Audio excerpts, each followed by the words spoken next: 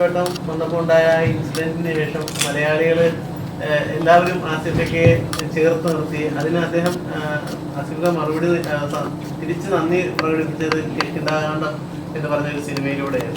അപ്പോൾ മലയാളികൾ അങ്ങിൽ വിശ്വസിച്ച ആ ഒരു വിശ്വാസത്തിനും ആ സ്നേഹത്തിനും 2025 വീണ്ടും തുടർച്ചയായിട്ട് നന്ദി പ്രകാശിപ്പിക്കുകയാണ് ശ്രമിക്കുന്നതാണ്.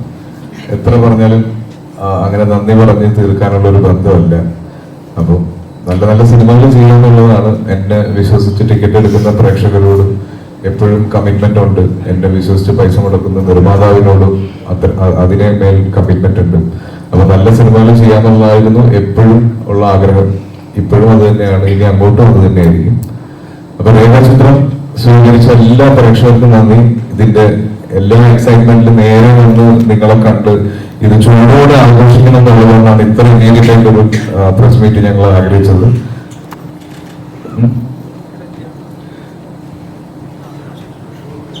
അപ്പോ ഇവിടെ വന്നതിനും ഈ ചെറിയ സമയം കൊണ്ട് തന്നെ ലോകം മുഴുവൻ ഈ സിനിമയുടെ ഒരു വിജയം അറിയിച്ചതിനും നിങ്ങളോട് ഒരുപാട് ഒരുപാട് നന്ദി പറയുന്നു. അപ്പൊ ഇനി കാണാനുള്ള പ്രേക്ഷകർ സ്പോയിലേഴ്സ് ഒക്കെ നിങ്ങളുടെ മുന്നിലേക്ക് എത്തുന്നതിന് മുന്നേ ഈ സിനിമയിൽ ആരെങ്കിലും ഒക്കെ ഉണ്ടോ ഇല്ലയോ എന്നൊക്കെ നിങ്ങൾ അറിയുന്നതിന് മുന്നേ തന്നെ പോയി തിയേറ്റേഴ്സിൽ തന്നെ കാണാൻ ശ്രമിക്കുക. അപ്പോൾ താങ്ക് യു. വീണ്ടും ഉടനെ കാണാം.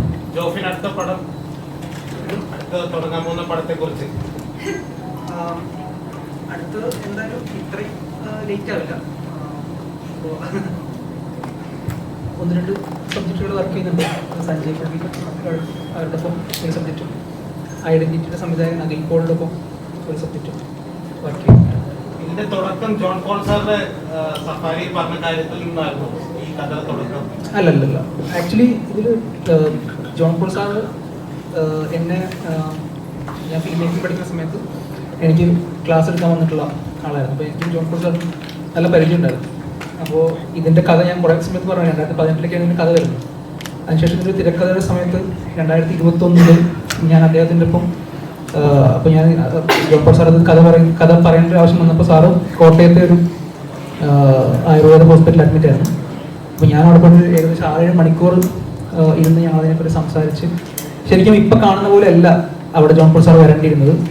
ജോൺ പോൾ സാറ് ഇതിലൊരു ക്യാരക്ടറായിട്ട് ഇപ്പോൾ ഈ സിനിമയിൽ മറ്റു പലരും വന്ന പോലെ വന്ന് ഒരു നിർണായക കാര്യങ്ങൾ തരേണ്ട ഒരു അങ്ങനെയായിരുന്നു ആ എപ്പിസോഡിൽ സെറ്റ് ചെയ്തിട്ടുണ്ടായിരുന്നത്. പക്ഷേ ഈ സിനിമ ഈ പറഞ്ഞ പോലെ കുറച്ച് ഡിലേ ആയ സമയത്താണ് പെട്ടെന്ന് സാറ് മരിച്ചു പോയത്. അപ്പോൾ ഈ സിനിമയുടെ ഒരു സ്ക്രിപ്റ്റ് മുന്നോട്ട് പോകുന്ന അതിലെ ഏറ്റവും നിർണായകമായ ഒരു ഘട്ടത്തിൽ ജോൺ പോൾ സാറിൻ്റെ ഒരു ആവശ്യം ഉണ്ടായിരുന്നു. പക്ഷെ പിന്നീട് അത് എങ്ങനെ മുന്നോട്ട് പോകും എന്നുള്ള ചിന്തയിൽ നിന്നാണ് പിന്നീട് അത്തരത്തിലേക്കൊരു എപ്പിസോഡിലേക്ക് ഇത് മാറ്റിയത്.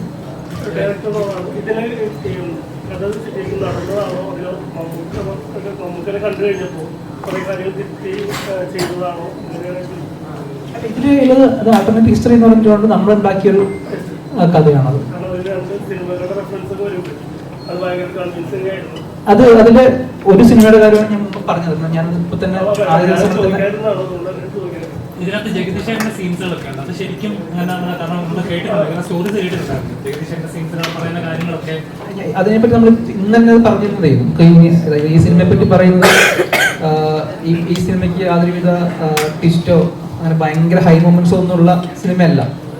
ഈ സിനിമ ആൾക്കാർക്ക് വർക്കാവുന്നത് എനിക്ക് മനസ്സിലായത് ഇതിൻ്റെ ഒരു ഞങ്ങൾ ഉദ്ദേശിക്കുന്നതും അതിന്റെ പശ്ചാത്തലത്തിലുള്ള പുതുമയാണ്. അത് നമ്മളെല്ലാം ഇങ്ങനെ പറഞ്ഞു കഴിഞ്ഞാൽ ആ സിനിമ നഷ്ടപ്പെടും. അതെ അതെ, സിനിമയ്ക്ക് ഏറ്റവും ഇതായിട്ട്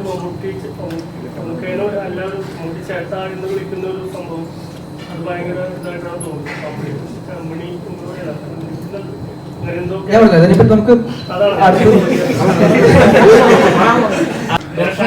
നോർമലി ഇങ്ങനെ ഒരു സബ്ജക്ട് ചെയ്യുന്ന സമയത്ത്, കാരണം ഒരു നമ്മൾ ഫിലിം സെറ്റുകളിൽ നമ്മൾ സിനിമ കണ്ടിട്ടുണ്ട്, പക്ഷേ ഓൾറെഡി ഇറങ്ങിയ ഒരു സിനിമയിൽ ഇങ്ങനൊരു സാധനം ചെയ്യാന്ന് പറഞ്ഞാൽ ചെറിയൊരു കാര്യമല്ല. അതൊരു നല്ല എഫേർട്ട് വേണം, നല്ല റിസർച്ച് വേണം. എത്രത്തോളം ടഫാണ് ഇങ്ങനെ സബ്ജക്ട് ചെയ്യുന്ന സമയത്ത്? അത് തന്നെയായിരുന്നു ഈ സിനിമ ഇത്രയും ഡിലേ ആവാനുള്ള കാരണം. എൻ്റെ അടുത്ത് ഒരുപാട് പേര് ചോദിച്ചിട്ടുണ്ട്, പ്രീസ്റ്റ് കഴിഞ്ഞിട്ട് എന്തുകൊണ്ട് 4 വർഷം എന്നുള്ള ചോദിച്ചിട്ടുണ്ട്. ഇപ്പോൾ ഏകദേശം പ്രീസ്റ്റ് റിലീസായി 21 കഴിഞ്ഞ് 25 4 വർഷം കഴിഞ്ഞിട്ടാണ് എൻ്റെ അടുത്ത സിനിമ റിലീസാവുന്നത്. അപ്പോൾ ഈ സിനിമയ്ക്ക് അത്രയും ബുദ്ധിമുട്ടാണ് ഈ സിനിമ ചെയ്തെടുക്കാൻ എന്നുള്ളത്. ഇപ്പോൾ സിനിമ കാണുന്ന പ്രേക്ഷകർക്ക് എത്രത്തോളം അതിൻ്റെ ബുദ്ധിമുട്ട് മനസ്സിലാവുമെന്ന് എനിക്കറിയില്ല. പക്ഷേ ഈ സിനിമയുടെ ഒരു ക്ലറിക്കൽ ജോബ് എന്ന് പറയുന്നത് ഭയങ്കര ഇമ്പോർട്ടൻ്റ് ആയിരുന്നു. അത് ചെയ്തെടുക്കാൻ കുറച്ച് സമയമെടുത്തു എന്നുള്ള. അതിന് ശേഷം കിഷ്കിന്ധയ്ക്ക് ശേഷം അമേരിക്കയ്ക്ക് ശേഷം വീണ്ടും വീട്ടിലേക്ക് ഇങ്ങനെ കയറിക്കൊണ്ടിരിക്കുകയാണ്. ശരിക്കും പറഞ്ഞാൽ കരിയറിലെ ഏറ്റവും നല്ലൊരു പീരീഡിലൂടെ പോയിക്കൊണ്ടിരിക്കുന്നത്. ഒരുപാട് സന്തോഷം തന്നെ. ഞാൻ മനസ്സിലാക്കിയിടത്തോളം എല്ലാവർക്കും ഇങ്ങനൊരു നല്ല സമയം മോശം സമയം വരും. അപ്പൊ എനിക്ക് തോന്നുന്നൊരു വലിയ മോശം സമയത്തിന് ശേഷം വരുന്നൊരു നല്ല സമയം ആയതുകൊണ്ട് ഇരട്ടി സന്തോഷം തന്നെയുണ്ട്. ഇനി ഇതിങ്ങനെ കണ്ടിന്യൂ ചെയ്യണമെന്നാണ് ആഗ്രഹം. Let's see.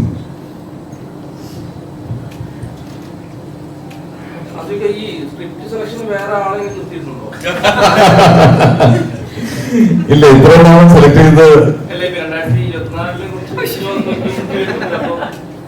അങ്ങനെ ഒരാളുണ്ടെങ്കിൽ എന്റെ ആരെ കൊത്തിക്കൊണ്ട് പോകാൻ എത്ര പേര് വെയിറ്റ് ചെയ്യുന്നുണ്ട്.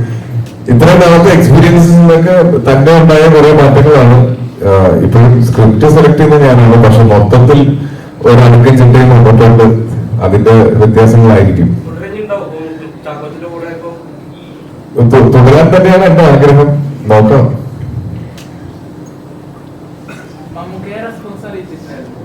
കഴിഞ്ഞിറങ്ങി പുറത്തേക്ക് വരുമ്പോ ഞാൻ പറഞ്ഞു, ഒരുപാട് നല്ല മൊമെന്റ്സ് തിയേറ്ററിൽ ഞങ്ങൾക്ക് ഫീൽ ചെയ്തു. പല സ്ഥലങ്ങളിലും പല രീതിയിൽ ഗംഭീരമായ ഇമോഷൻസ് വരുന്ന സമയത്തൊക്കെ ഉള്ള കയ്യടികളെ പറ്റിയിട്ടൊക്കെ പറഞ്ഞു. അപ്പോ തിരിച്ചു വന്നത് കൺഗ്രാറ്റുലേഷൻസ് ഫ്രം മമ്മൂട്ടി ചേട്ടൻ എന്നായിരുന്നു. സിനിമ കാണുമ്പോൾ മനസ്സിലാവും.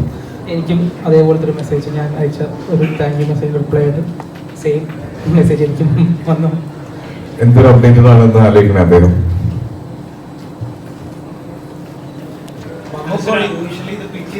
ആദ്യം പറഞ്ഞത് മമ്മൂക്കയുടെയാണെന്ന് പറഞ്ഞു. അപ്പൊ തന്നെ ഇങ്ങോട്ട് ക്ലൈമാക്സ് ഏരിയയിൽ തന്നെ ഇങ്ങോട്ട് മമ്മൂക്കയാണെന്ന് പറഞ്ഞു. അപ്പാർട്ട് ഫ്രം ദാറ്റ് മമ്മൂക്ക തന്നിട്ടുള്ള കഥ കേട്ടോണ്ട് സ്പാർക്ക് ചെയ്ത കാര്യങ്ങളൊക്കെയാണ്. അല്ല, എനിക്കിതിൽ സിനിമ കണ്ടവർക്കറിയാം, ഇതിൽ മമ്മൂക്കയുടെ സമ്മതമില്ലാതെ ഈ സിനിമ ചെയ്യാൻ പറ്റില്ല. അതുകൊണ്ട് തന്നെ ഞാൻ ആലോചിച്ചിട്ട് അടുത്ത് നിന്റെ ഒരു സബ്ജക്റ്റ് പറഞ്ഞപ്പോൾ മമ്മൂക്കയോട് സംസാരിച്ച് നോക്കാം എന്നുള്ള പറഞ്ഞിട്ടുണ്ടായിരുന്നു. അങ്ങനെ മമ്മൂക്കയോട് പറഞ്ഞ സമയത്ത് ചെയ്തോ എന്ന് പറഞ്ഞു. അപ്പോൾ അതിൻ്റെ ഒരു പോയിന്റിൽ ഞാൻ വെച്ചിട്ടുണ്ടായിരുന്ന ഒരു എപ്പിസോഡുണ്ടായിരുന്നു. അപ്പോൾ നമുക്ക് പറഞ്ഞു അത് അതിനേക്കാൾ നല്ലത് ശരിക്കും ഉണ്ടായ സംഭവമുണ്ട് എന്ന് പറഞ്ഞിട്ടാണ് ഒരു കാര്യം പറഞ്ഞു തന്നു. അതാണ് ആ സിനിമയുടെ ഒരു പോയിന്റിൽ വരുന്നത്. അത് ശരിക്കും നടന്ന സംഭവമാണ്. നടന്നൊരു